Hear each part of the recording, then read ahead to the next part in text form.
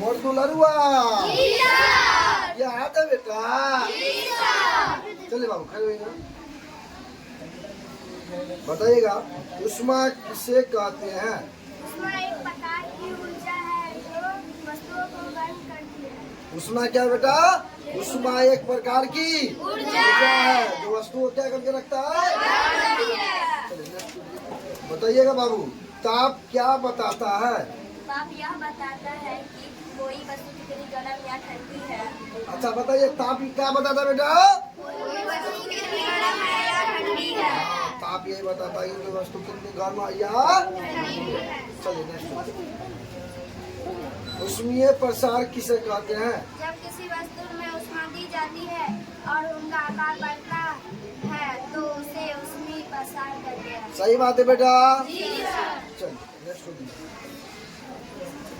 तापमापी क्या है? तापमान एक उपकरण है जिससे ताप मापा जाता है। तापमापी क्या है बेटा? तापमापी एक उपकरण है जिससे ताप मापा जाता है। चलिए नेक्स्ट। हमारे शरीर का औसत तापमान कितना डिग्री होता है? हमारे शरीर का औसत तापमान 98.4। सही बात है बाबू।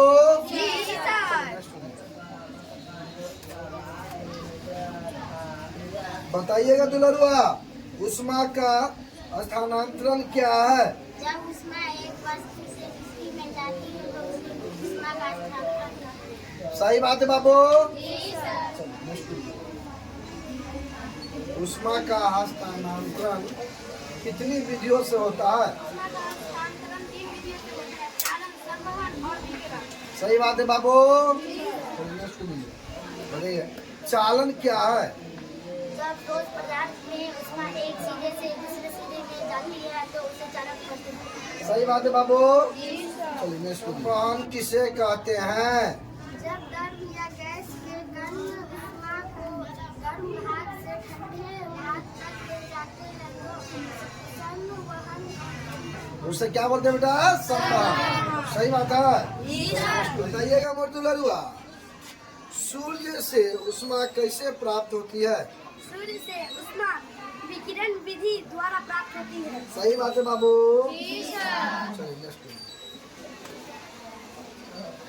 उष्मा चालक किसे कहते हैं? वे पदार्थ जो उष्मा को अपने से होकर गुजरने देते हैं उसे उष्मीय चालक कहते हैं। सही बात है बेटा। जी सर। चलिए नेक्स्ट। उष्मारोधी पदार्थ क्या है? वे पदार्थ जो उष्मा को अपने से होकर नहीं गुजरने देते उष्मारोधी कहलाते हैं। सही बात है बाबू। जी सर। चलिए नेक्स्ट। डॉक्टरी थर्मामीटर किसे मापता है? डॉक्टरी थर्मामीटर व्यक्ति के शरीर का तापमान मापता है। सही बात है बाबू। जी सर। देखते नापता था कहता बुखार है 98 डिग्री तो 101 डिग्री तो 100 डिग्री कहता है ना। तो बताइएगा सर्दियों में कपड़े की कई परतें क्यों गर्म रखती है? कपड़े की कई परतें हवा की पतली परतें बनाती है जो यह उष्मा को रोके रखती है। सही बात है बेटा। जी सर। नेक्स्ट। तो बताइएगा गर्म क्षेत्रों में घरों को उजले रंग से क्यों रंगा जाता है? उजला रंग उष्मा कम अवशोषित करता है जिससे घर ठंडा रहता है। सही बात है बाबू। जी सर। चलिए नेक्स्ट।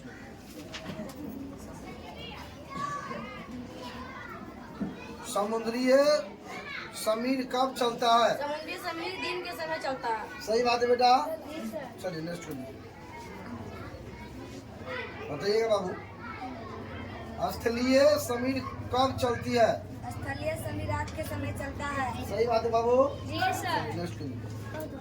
बताइएगा मोर दुलरुआ बर्फ में लकड़ी का चम्मच डालने पर क्या होता है? लकड़ी कुचालक होती है इसलिए बर्फ में चम्मच डालने पर उसका दूसरा सिरा नहीं ठंडा होता है।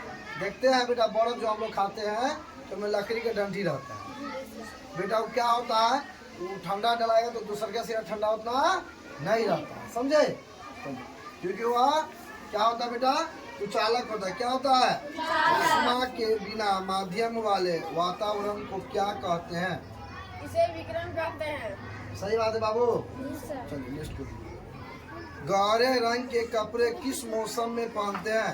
गहरे रंग के कपड़े सर्दी मौसम में पहनते हैं क्योंकि ये अधिक उष्मा अवशोषित करते हैं। और जितना गहरा डीप कलर का रहेगा ना बेटा, वो ठंडी में पहनता है क्योंकि उसमें गर्मी लगेगा, धूप की रोशनी पड़ेगा, एब्जॉर्ब करेगा, अपना इधर गर्मी को खींचेगा। और गर्मी में कैसा पहनना चाहिए? व्हाइट शर्ट पहनना चाहिए। कैसा शर्ट पहनना चाहिए गर्मी में? क्योंकि आपका रोशनी पड़े और वो वापस चले जाए, एब्जॉर्ब के भीतर नहीं रखना चाहिए। गर्मी महीना में कपड़ा काला नहीं पहनना चाहिए, समझे?